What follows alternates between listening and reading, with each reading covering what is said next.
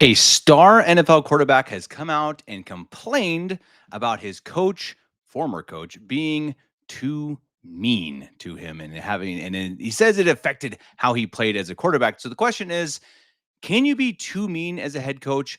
And then also kind of to extrapolate that to, can you be too mean as a parent? So Tua Tagovailoa, the quarterback of the Miami Dolphins, he's a star. Played his college ball at Alabama, left-handed quarterback, good quarterback. I think you could say star. He's definitely got name recognition around the world. Hard to say his last name, Tua Tagovailoa. I think I say it half the time right, half the time wrong. Um, and he's a guy who has seen some success for Miami, not a lot. He's played well. Last year he played better. He has a new coach, Mike McDaniels, who's actually a Colorado boy, so I appreciate that about him. But we're going to talk first about Tua's former coach, that is Brian Flores. So Tua came out recently in an interview and really threw his former coach under the bus. So let's listen to that first, and then we'll comment on what he had to say. I'm taking this from the Twitter is Dove Kleiman at NFL underscore Dove Kleiman. And this is on the Dan Le Batard show. Coach who did believe in you the way that he did, and the difference between that and what was happening with Flores. Yeah. Well, to put it in simplest terms, if you woke up every morning and I told you suck at doing what you do, that you shouldn't be here, that this guy should be here, that you haven't earned this right, and then you have somebody else come in and tell you you are the best fit for this. Like, you are accurate, you are the best, whatever, you are this, you are that. Like, how would you see what I'm saying? And then you hear it, regardless of what it is, the good or the bad, and you hear it more and more, you start to actually believe that. I don't care who you are. You could be the president of the United States. You have a terrible person that's telling you things that you don't want to hear, or that you probably shouldn't be hearing. You're gonna start to believe that about yourself. And so that's sort of like what ended up happening. And it was, I mean, it's basically been 2 years of training that out of not just me, but a couple of the guys as well. So first of all, any of the ladies out there and people who don't like sports, hold on a minute. This isn't just about sports. It actually has a really big impact, I think, in parenting and in life, in my interpretation of it. Now, the question here is, okay, so Tua had a coach that was really harsh, and it sounds like actually really mean, kind of like sending him tweets saying, "Hey, you're kind of a loser. You're not going to succeed in anything. We're going to bring someone else in." And Tua comes out and says, well, what do you expect? How would you feel if someone did that? And then you have a new coach come in, Mike McDaniel, who comes in and is the exact opposite. He's a ray of sunshine and he's just pumping you up all the time. And I think that it's a really nuanced story because, first of all, I think that the coach, Brian Flores, the former coach, the mean coach, was too mean. And part of being a coach, part of being a parent, a leader, is understanding that each player, each personality, each child has a different way of being motivated, right? So, I mean, if you want one child to succeed and you see that they're struggling and they can't learn well enough, they're not doing well at school, one child, you're going to be able to go, hey, figure it out. Do you want to be a success or not? You need to be kind of hard. You need to give them a little bit of a kick in the backside, and really almost pressure them and say, hey, you can do this. You're going to be something. If you want to be something, then you have to work for it. And that's one type. And there's another type that you're just going to have to understand is going to need to be handled more with kid gloves. That's just different personalities, literally different people. And so some people are going to need to be treated more like, hey, it's all right. It's fine. You're doing your best. You need to do a really good job, but keep on moving forward. Keep on, and you're giving them this positive feedback. And it's not one size fits all. And I think this is an amazing thing that you see this with coaches who really succeed in their profession. I think that they understand, they have a true empathy. They have a true understanding of how to connect with each individual player. So look at someone like Nick Saban. He coached Tua at Alabama actually to great success. So I think he's a guy who generally, when I listen to him talk publicly, he's he's very strong. He has very strong opinions. He's very sincere. He's very, this is how it's going to be. This is the letter of the law. Boom, boom, boom, boom, boom. But I think when you actually, when you hear players talk about him, he had a really great instinct of how to handle each player. He understood that each player had a different personality. Now, you still have to hold each player to the same standards. It's like children, right? So in our home, you have, okay, here are our rules. Here are the standards, and you have to follow them because that's the rule. That's the same as a coach, right? This is it. This is what you're going to do, and you have to do it no matter what. But then when you see someone struggling to fulfill those the outlines that you set, it's not the same way to approach each person, right? So, and especially, and I mean, again, Brian Flores coming out and saying, "Hey, you're a total loser. We're going to find somebody else." How does that work for anybody? And I've seen people come out in defense of Brian Flores, and it's like, nah, come on, man. I appreciate a kick in the butt, and it's something that I could have used many times in my life, and I got it sometimes from one of my brothers, and I appreciate that now. At the time, it helped a little. Now I really appreciate it. It's like, okay, someone was really, giving me a bit of tough love and some true honesty, some true like, hey, get off your butt, and I think you need that sometimes. But when we would ever help to be like, hey, you're a loser. I mean, as a parent, as a coach, as a leader, that never works. That's ridiculous. I can't believe anyone's defending that. That's absurd. Now, if you want to say, hey, you're not performing high enough and you have all of this capability, you have the highest talent in the world and you're not fulfilling it, figure it out. Wake up. That I think is fine. There is a level that you can push. That don't push it to, hey, you're a loser. Come on. What's that going to help? And then understand, obviously, Tua seemingly is a guy who is more sensitive. And if he's more sensitive, then the coach has to understand I have to approach him more sensitively. That is part of parenting. That's part of life. That's the empathy that we get through life with, the understanding that each person is different. Each person is handled differently. Now, equally in the way that there is a bar, I have my own standards that I have to set, and they have to be followed by my children or my students, my players, etc. Yes. Don't ever back down. Don't ever let a soft student or child set the tone of your family or your team. But that doesn't mean you can't approach each one who's struggling differently. And this is a great example. And I think, again, on the flip side, so Mike McDaniel, who's a guy he's really funny. I'm a big sports fan. Sorry, guys. I'm going to talk to Father McKenna very soon, maybe before you watch this podcast, maybe not, about sports and how we handle them. I'm a little worried, honestly. I'm a big sports guy. But Mike McDaniel is a guy who's exactly the opposite from what I've seen publicly. I don't know what he does privately. And from what Tua says too. So he's a guy who just comes in and all he does is raise you up, praise you. You're doing great, buddy. Keep trying. Come on, man. And honestly, I don't like that either. I don't like it. I think that's too much. It's too. You can't only give positive encouragement, positive feedback. Sometimes someone is doing something wrong. Sometimes someone does need a kick.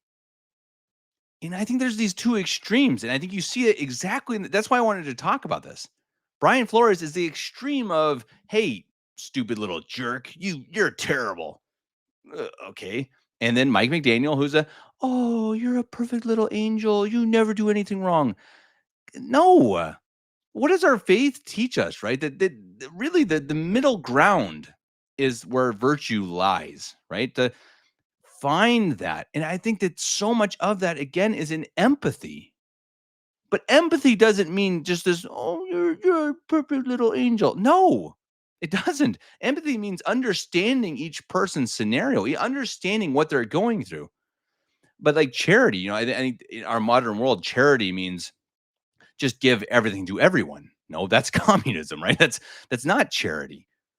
Charity is a true love of our neighbor, true love, like actually loving them, which means we want the best for them. We don't want just what they want. If Tua is like, let's say with Mike McDaniel now. And again, I'm hypothesizing. I don't know at all their scenario, but let's just say hypothetically, Tua's like, I don't like this play because my meh. And Mike McDaniel's like, okay, pat on the back. Oh, it's fine. You're fine. Just do what you want to do. No, of course not. Look, I'm the head coach. You do what I say. I'm the rule maker. You're going to do it, but I'm going to make sure that you feel the best you can to be able to do it. And again, it's the same with children. Now, I can't say much. My oldest is 4, so I haven't reached the peak at all of child raising. But I think it's similar, and that's why I think it's such an interesting topic. And I'd love to hear your feedback, everyone. How do you raise children? How do you coach athletes with that perfect balance of love and respect? It's so hard, right? My oldest is 4, and it's already hard. It's already hard. And I can only imagine when they get to be teenagers, it's that much harder. And I know you parents out there who have raised teenagers are nodding your heads going, yeah, you just wait. I know it. And I know. I hope and pray that I have the strength and the wisdom to be able to handle it. Because that's what we need, right? We need grace. We need wisdom from God, from the Holy Ghost, to be able to make these decisions. And some people have that naturally. Nick Saban, I think, does, just as an example. He's a great coach, maybe the best college coach ever, probably so. And he just gets it. With grace or without, not, I don't know. I would never judge the grace in someone's soul. But he gets it.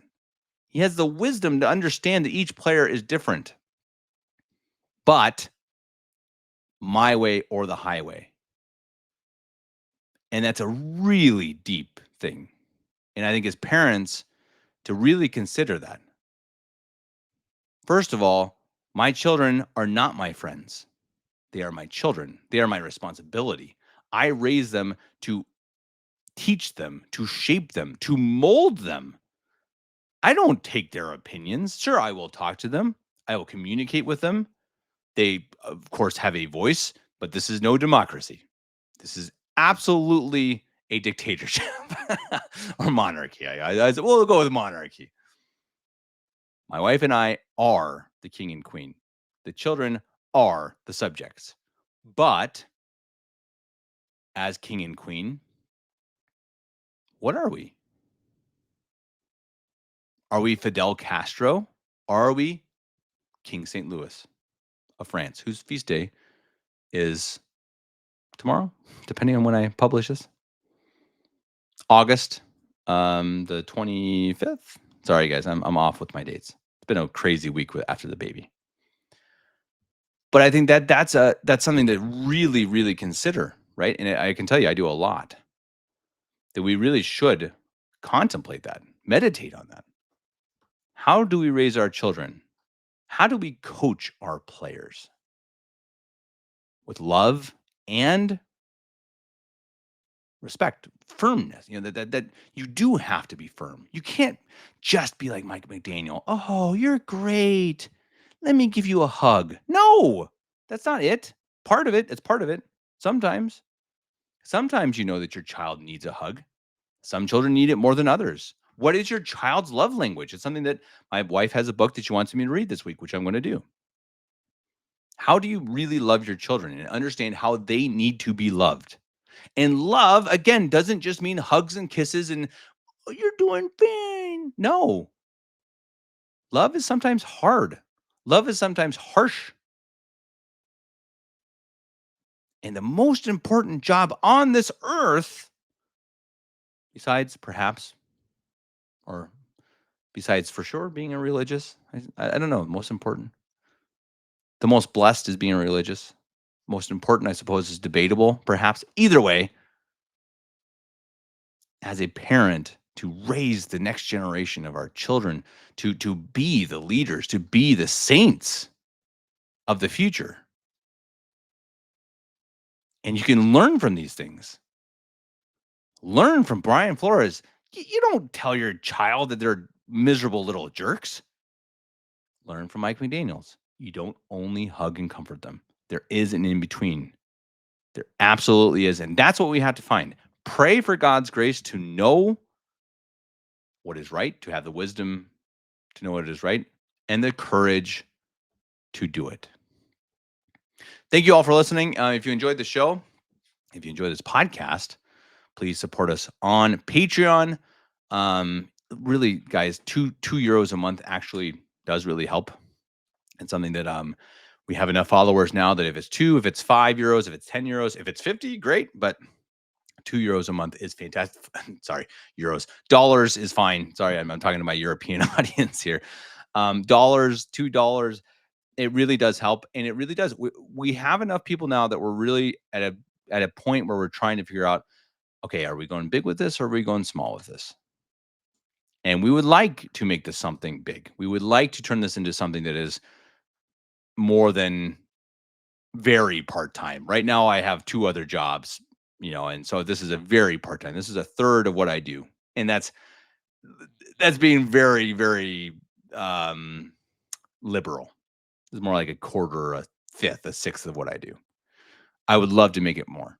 I'd love to study more. I'd love to produce more material. So would my parents. So would more of our contributors. And that can come from you. So please support us on Patreon. I hate asking for money, very sincerely. I hate it. But in order to produce more Catholic, moral, traditional material, we do actually need your help. So support us again on Patreon. You can also send me one time on PayPal. If you want to do that, email me at kevin89davis@gmail.com. We also accept checks and all these different things as well, if that's what you want to do. We do have an LLC. It's not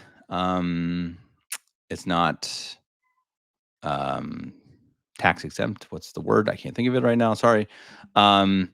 We cannot, if you give us a donation, you cannot write it off your taxes. Let's just say it that way. Maybe we'll work on that in the future, but right now it's not. But we are trying to do the best we can, trying to do God's work, trying to bring people in, and then provide them with good Catholic material. We do have podcasts coming up with Father McKenna talking about sports in modern society, how we should ingest them and how we shouldn't. We have an interview with an independent priest that I'm very excited about coming up next week. And I also ask everyone to please look at the links in the description here. Take part in Father Carlos Cepeda's Rosary Novena. It's a 54-day novena where you'll pray the Rosary for 54 days with the intention of the Carmelite convent in Colorado under Father Zepeda, or at least started by Father Zepeda, I suppose, eventually under Bishop Mark Pivarunas. I'll attach that link here where you can sign up for that. You can learn the details of it. And because that's really more than anything we need. More nuns, more people praying. That is, back in the day, when you had the highest point of Christendom, you had the most people who all they did was pray. They suffered, they sacrificed, and they prayed. And we don't really have that, little of that. And if we can get more and more people that all they do is they sit in a cloistered convent or monastery and they pray, that is going to be a huge, huge push in saving the world.